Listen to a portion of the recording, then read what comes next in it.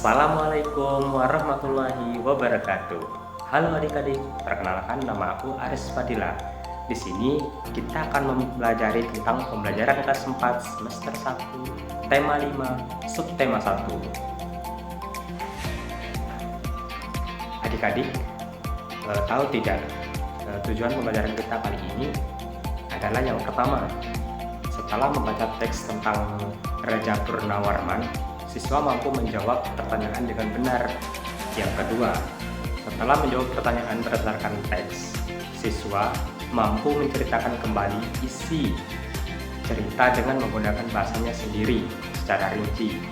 Yang ketiga, setelah mengamati gambar, siswa mampu mengidentifikasi peninggalan kerajaan di masa Hindu, Buddha, dan Islam dan pengaruhnya di wilayah setempat dengan menggunakan peta pemikiran. Yang keempat, setelah melakukan percobaan tentang cahaya, siswa mampu menyimpulkan sifat-sifat cahaya dan hubungannya dengan penglihatan dengan benar. Yang kelima, yang terakhir, yaitu tujuan pembelajaran kita kali ini, yang kelima adalah setelah melakukan percobaan tentang cahaya, siswa mampu menuliskan laporan tentang rinci dan benar. Oke, kita lanjut ya adik-adik. Jadi hari ini kita akan mempelajari tentang pahlawan. Tahukah kamu apa yang dimaksud dengan pahlawan? Nah, coba sekarang perhatikan gambar berikut ini. Nah, dari gambar ini, apa yang mereka lakukan? Bagaimana pendapatmu mengenai hal ini? Hal baik apa yang bisa kamu contoh dari gambar ini? Tuliskan pertanyaanmu di bukumu. Menolong orang dengan ikhlas, berani, dan gigih merupakan sikap yang dimiliki oleh para pahlawan. Untuk menghargai mereka, kamu bisa meneladani sikap kepahlawannya dalam kehidupan sehari-hari. Nah, bagaimana sikap kepahlawanan yang dimiliki oleh para tokoh di masa kerajaan Hindu, Buddha, dan Islam? Sikap kepahlawanan juga tercermin dari perbuatan beberapa raja di masa kerajaan Hindu, Buddha, dan Islam. Nah, di sini ada cerita tentang Raja Purnawarman.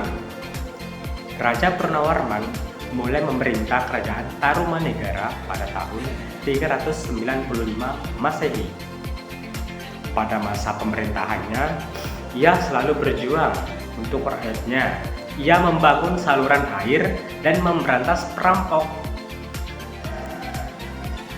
Raja Purnawarman sangat memperhatikan kesejahteraan rakyatnya. Ia memperbaiki aliran sungai Gangga di daerah Cirebon.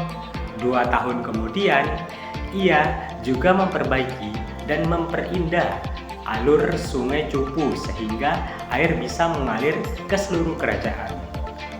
Para petani senang karena ladang mereka mendapat air dan aliran sungai sehingga menjadi subur. Ladang para petani tidak kekeringan pada musim kemarau. Raja Purnawarman juga berani memimpin angkatan laut kerajaan Tarumanegara untuk memerangi bajak laut yang merajalela di perairan barat dan utara kerajaan.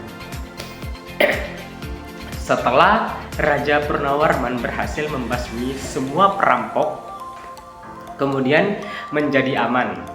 Keadaan menjadi aman. Rakyat di kerajaan Tarumanegara kemudian hidup aman dan sejahtera.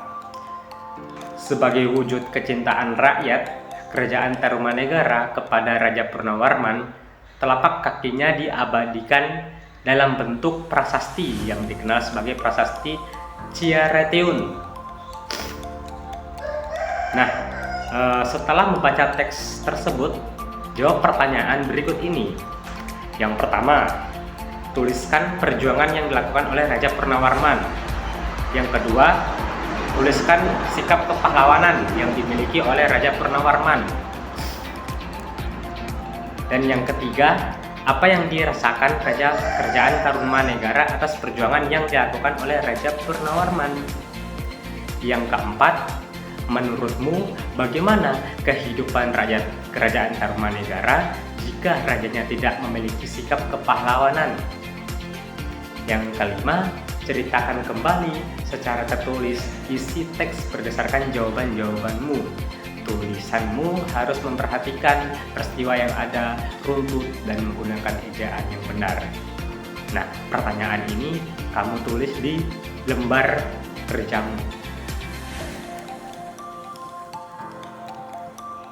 Selanjutnya, berikut adalah beberapa tokoh dan peninggalan kerajaan pada masa kerajaan Hindu, Buddha, dan Islam. Peninggalan yang mereka wariskan bukan saja benda bersejarah, tetapi juga pemikiran dan nilai-nilai perjuangan yang telah menginspirasi bangsa Indonesia. Ini adalah beberapa gambarnya, coba diperhatikan. Nah, setelah kalian amati gambar tersebut, apa yang ingin kalian ketahui tentang perjuangan mereka? Tuliskan pertanyaanmu di lembar kerja. Oke, kita lanjut ya. Setelah itu, cari informasi tentang perjuangan, benda sejarah, dan nilai-nilai kepahlawanan yang telah mereka wariskan kepada bangsa Indonesia. Kamu bisa mendiskusikannya dengan teman kelompokmu, membaca buku, atau bertanya kepada guru.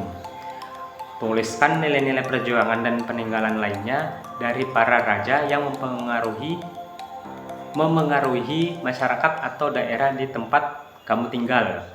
Tulisanmu bisa membuat semangat perjuangan, nilai pendidikan, ajaran positif, maupun benda-benda bersejarah. Nah, selanjutnya di sini ada bacaan lagi. Dayu sangat kagum dengan perjuangan Raja Purnawarman. Banyak yang telah dilakukan untuk rakyatnya. Sambil duduk di tepi kolam yang jernih airnya, Dayu masih memikirkan jasa-jasa Raja Purnawarman, terutama pembangunan saluran air. Ia berpikir pasti saluran tersebut sangat bermanfaat bagi masyarakat saat itu.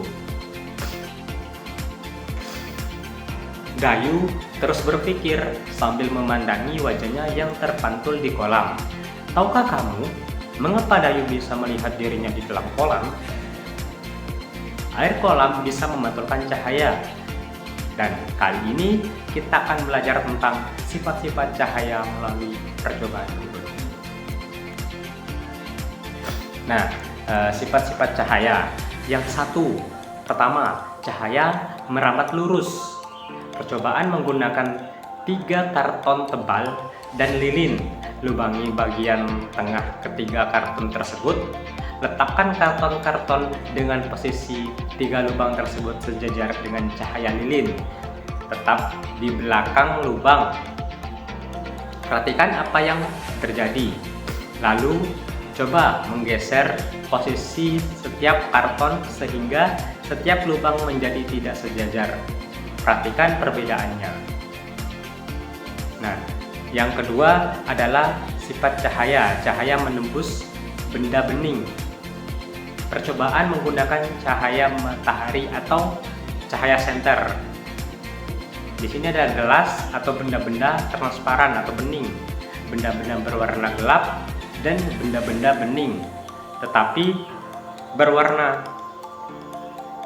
Letakkan peralatan tersebut pada gambar. Arahkan cahaya ke tembok berwarna putih. Perhatikan apa yang terjadi. Oke, selanjutnya adalah cahaya dapat dipantulkan. Percobaan menggunakan 2 cermin datar dan senter. Coba pantulkan cahaya senter menggunakan cermin. Coba perhatikan posisi cermin yang berbeda dan menggunakan lebih banyak cermin. Amatilah apa yang terjadi pada cahaya pantul. Selanjutnya yang keempat, cahaya dapat dibiaskan. percobaan menggunakan pensil yang setengah bagian panjangnya berada di dalam gelas berisi air. Nah, amati pensil dari sisi samping luar gelas, bagaimana penampakan dan besar pensil dibandingkan aslinya. Dan setelah itu, catat proses percobaan dan peristiwa yang terjadi tersebut dalam lembar laporan berikut. Nah, adik-adik semuanya, kita telah mempelajari tentang pembelajaran kelas 4 tema 5 subtema 1 semester 1. Nah, pada kesempatan kali ini mungkin sekian dulu dari kakak atas pembelajaran kita kali ini. Sekian dan terima kasih. Wallahul muwaffiq ila aqwamit thoriq. Wassalamualaikum warahmatullahi wabarakatuh.